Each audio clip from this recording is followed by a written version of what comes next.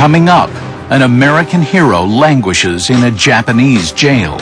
He didn't know what was going to happen to him. So he's with me as a gangster. He takes orders from President Bush. In July of 2004, after traveling freely for 12 years, Bobby Fischer was arrested in Tokyo for having an invalid passport. Unbeknownst to Bobby, the U.S. had revoked his passport 1 year earlier.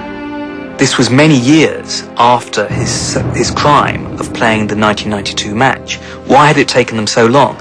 One can only assume it was because he'd started making these anti-American comments. The United States is controlled by the Jew. It is a filthy, dirty, rotten country in every way, and it's always been a filthy, dirty, rotten country. Bobby Fischer, I think, was being pursued because of what he said, which, should be anathema to our American ideals of free speech.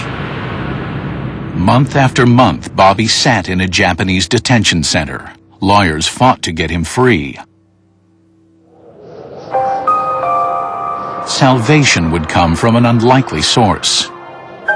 The Icelandic chess authorities, who were very fond of Bobby, and they had never forgotten the debt they owed to him for putting Reykjavik on the map.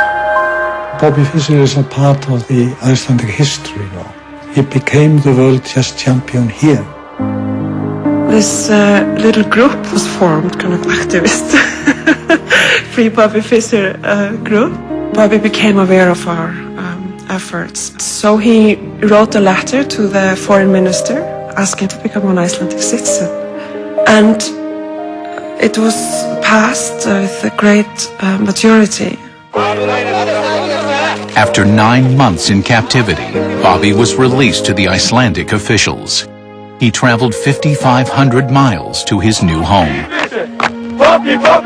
When you saw him arriving at the airport in Iceland, he looked like he had gone to hell and come back. He had been at the edge of the abyss. He was grim, forlorn. He looked broken.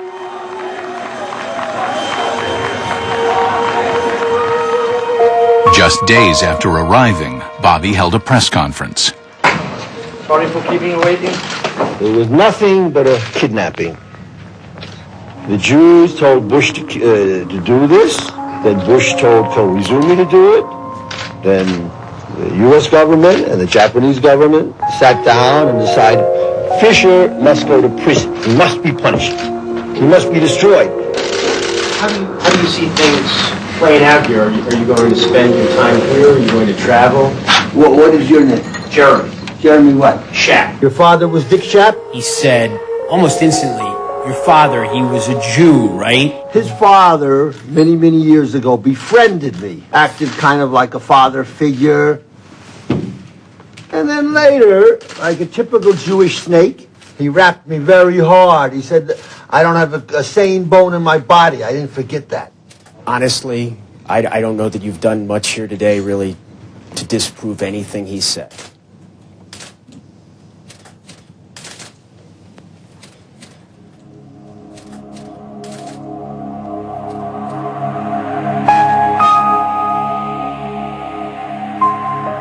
People here were not happy, about, well, why are we inviting this, raging anti-Semite to come to our country?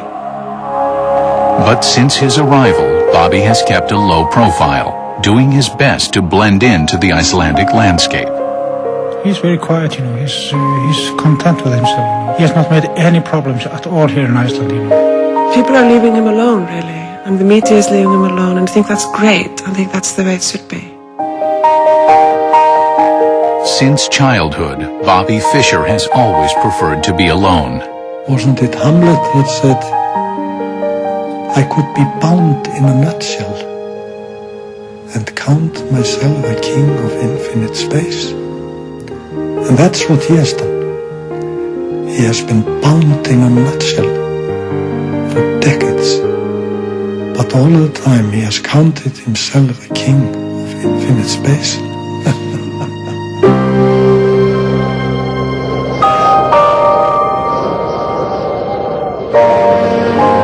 And so, Bobby Fischer, conquering American hero, lives in exile in a modest apartment on a remote island just below the Arctic Circle, alone. When I think about him, I feel very sad indeed. Look what he did to himself.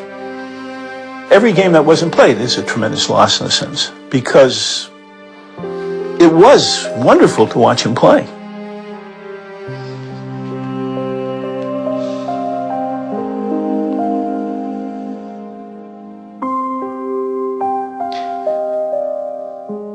The worst thing in the world, the waste of human potential. For him, for all society.